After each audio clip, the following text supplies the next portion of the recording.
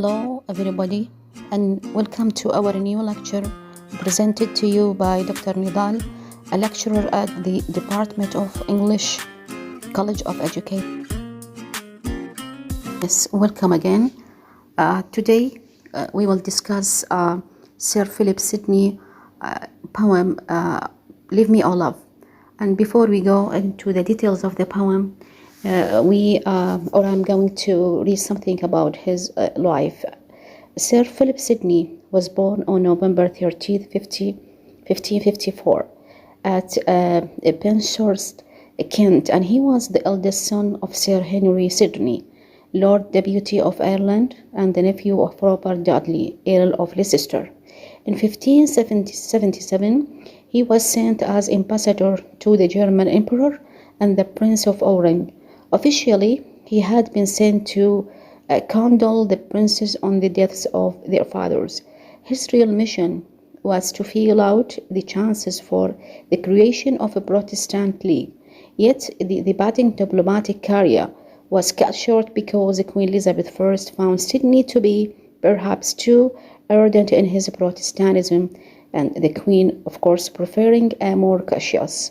Sidney's Astrophil and Stella was begun probably around 1576, and during his courtship with Penelope, develops Astrophil and Stella, which includes 108 sonnets and 11 songs, is the first in the long line of Elizabethan sonnet cycles.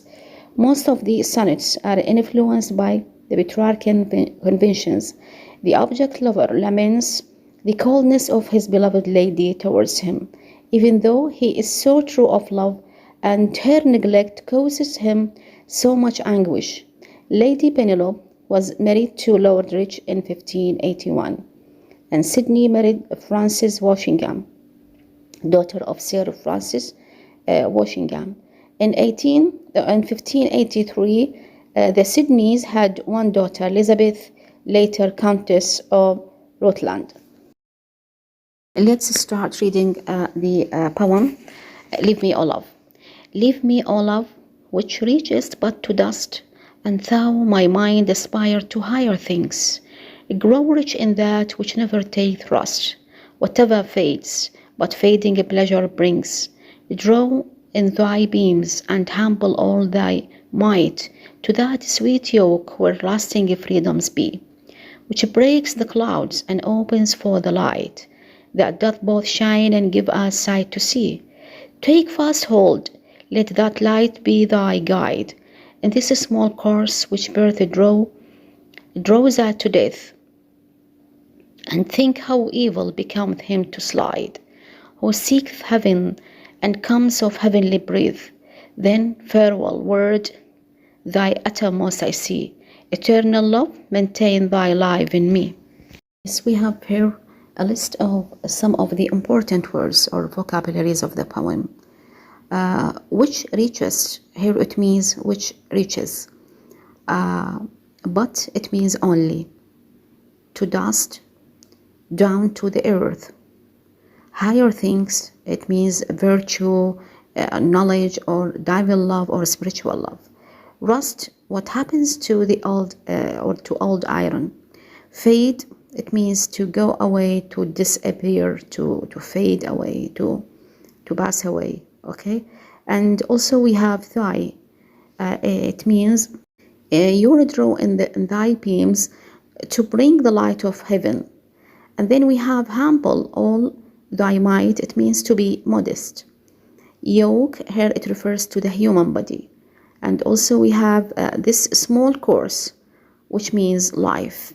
And become, it means becomes, and slide, it means to go down. Yes, the general meaning of the poem, here Sir Philip Sidney wants to show that spiritual love is divine love when compared to physical love. The first is eternal and never dies, but the second one is transient and lasts for a short time. So this is the first thing that you have to put in your mind, that the poet is very much concerned with depicting an important thing concerning love. Yes, and he of course makes true comparison between spiritual love and the physical love, and he makes, or he wants to show us the difference between these two kinds of love, and also to show which one of them is better than the other. Then we have the detailed meaning, of course, of the poem. Is written in the form of the Shakespearean sonnet, and it consists of 3 quatrains, rhyming as AB, AB, ending with a rhymed couplet. Sir Philip Sidney here begins the poem, "Leave me, O love, which reaches but to dust." Of course, he is asking for the physical love to leave him. Yes, and why? Because it is very temporal love, and it turns into nothingness at the end, because it lives for a short time. So he prefers to leave this kind of love, which is a physical love. And then he asks his mind to attain spiritual love, which never dies, never be rusty. So if you examine the words, "Leave me, O love, which reaches but to dust," and "thou my mind," there he refers to the word mind. It means that he is talking to himself to aspire to higher things. Yes, so in the second line, he asks his mind to aspire spiritual love, because it brings him spiritual happiness and spiritual pleasure, whereas the bodily love, it fades away and dies over time. So he wants his mind to aspire higher things, and this can never be obtained only or unless he seeks the everlasting things. So for him, material things bring temporal pleasure, okay, and all this will fade away. So the idea here, which is presented in the first quatrain, is that material things are not, of course, worthy of his attention. Okay, so he said that a growth rich in that which never take thrust, whatever fades, but fading pleasures bring. So the physical love, it can bring something very temporal. Okay, I mean the temporal pleasures, but spiritual love, it leads him to something very different that he, of course, aspires to get. So let us move to the second quatrain.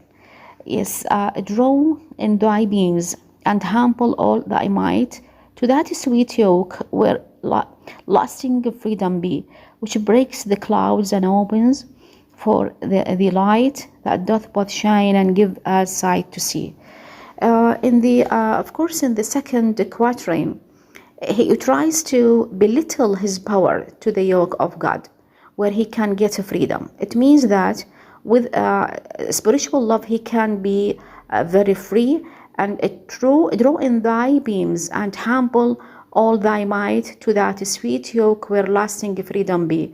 So as far as he is changed to his body, he is restless and he is imprisoned. So it means that the spiritual love, it can not only bring him happiness or a pleasure, but also it can bring him freedom as well.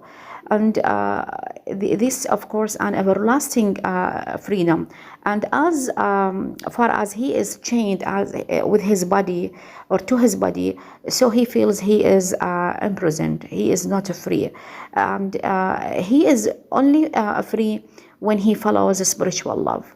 So we can say that divine love can bring him a new vision, which will enlighten his soul. So he reaches a state of self-realization here. Why? When he says that doth both shine and give us light to see, his soul is no longer dark, because the divine light will be his eternal guide. So it means that his the divine love also, it will enlighten his soul.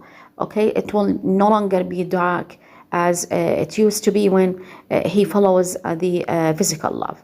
Okay, so then we move to the third quatrain, where he says, "Take last, hold that light be thy guide in this small course which breath draws out to death, and think how becometh him to slide, who seeks heaven and comes of heavenly breath. Of course, in the third quatrain, the poet shows his obedience to the divine love, and he should hold himself true to the eternal guide. So, what will guide him to the proper way of life, to happiness, of course, the divine love, the spiritual love. And he knows that his life ends with death. So he asks himself to think about those who keep themselves away from heaven. I mean, those who follow their physical love, their body love, they are lost. And look, he wants to say how evil they are. So in this small course, which birthed rose out to death, and think how becomes him to slide. It means that when people are away from heaven, they are lost, they are evil. But when they follow their spiritual love, so they will be happy, they will be free, and because and this love and this freedom will be an everlasting one, of course. And the last two lines, of course, they are very important because they conclude the poet's view about the nature of his life. When he says, "Then farewell, word thy uttermost, I see eternal love, maintain thy life in me." Of course, the poet's view about his life, he becomes aware of his mortality, and he has realized that the divine love will bring him an everlasting life. Eternal love must maintain thy life in me. So the poet is very much concerned with presenting a very important theme. And you know, most of the sonnets, of the 16th century, they were concerned with depicting different sides of love. Yes, and here Sidney, he tries to show us the difference between divine love or spiritual love and physical love.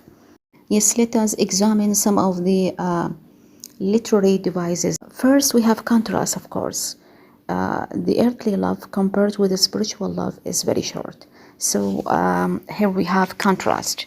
Of course, it means the difference between spiritual love and physical love. Personification also, we have when the poet personified love as a human being. Metaphor, the image which is quoted from the Bible, in the poem, it refers to the poet's desire to put on that sweet yoke where lasting freedom be. Of course, and here the meta is iambic pentameter. We have alliteration in line 10. And thank you very much for your listening and attention. So wait for me, for my next lecture next week.